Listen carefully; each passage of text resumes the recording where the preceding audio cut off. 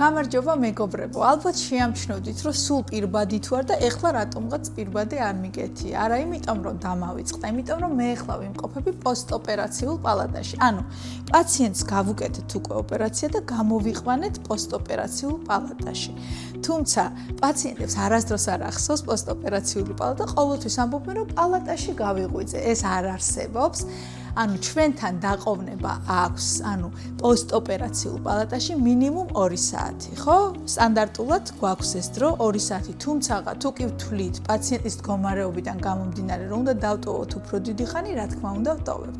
ანუ კარგად მინდა რომ იცოდნენ პაციენტებმა, რომ ოპერაციის შემდგომ პირდაპირ პალატაში რა თქმა უნდა არ ჩადიან, ეს არის პოსტოპერაციული პალატა და პოსტოპერაციული პალატა ზუსტად ისე უნდა იყოს აღჭურვილი, როგორც საოპერაციო და ნებისმიერი გადაუდებელი მდგომარეობისთვის და სიტუაციისთვის უნდა იყოს მზად. აი როგორც აქ არის, როგორც ხედავთ, დეფიბრილატორი მე მგონი ყველამ ვიცით, იგივე ზუსტად ქრეშქარდებს ვეძახით ჩვენ, უნდა იყოს აღჭურვილი ყველა საჭირო მედიკამენტით და რა თქმა უნდა სასუნთქი აპარატით. ამ სასუნთქ აპარატს ჩვენ თითქმის არ ხმარობთ, იმიტომ რომ პაციენტის მილის ამოღება თქვენ რომ გეშინიათ იმ მილის, ყოველთვის ხდება ინტრაოპერაციულად და ჩვენ პაციენტი უკვე გამოგვყავს თითქმის უკვე სრულად აღდგენილი ვიტალური ნიშნებით და ვაბარებთ აქ ექიმს და ექთანს.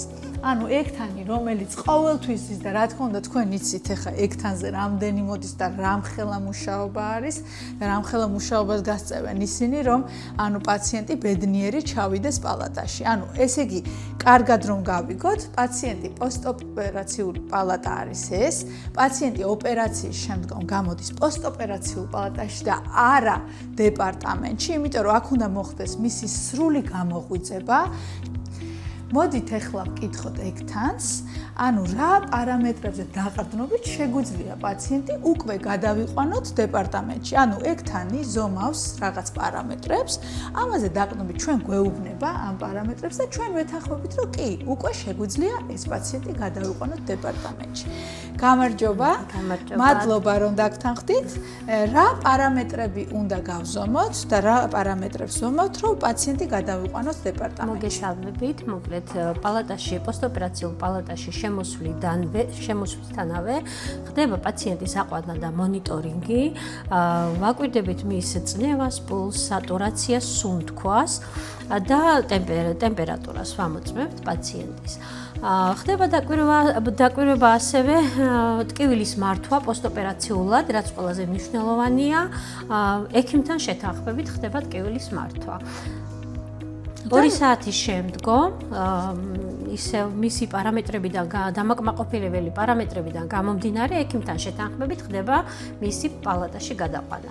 ძალიან დიდი მადლობა. აი ხო ხედავთ, ანუ ამას წინასწარ ჩვენ არ ეს არის დინამიური პროცესი, რომელიც ჩვეულებრივად 24/7-ზე მიმდინარეობს ამ დეპარტამენტში. პაციენტს გავუკეთეთ ოპერაცია, გამოვიდა პოსტოპერაციულ პალატაში, გადავიდა დეპარტამენტში. ძალიან გვიხარია, როდესაც ასე მარტივად ხდება ჩვენი ყოველი სამუშაო დღე. თქვენ კი ძალიან დიდი მადლობა რომ ხართ ჩვენთან და ითვალისწინებთ და უსმენთ ჩემს რილსებს.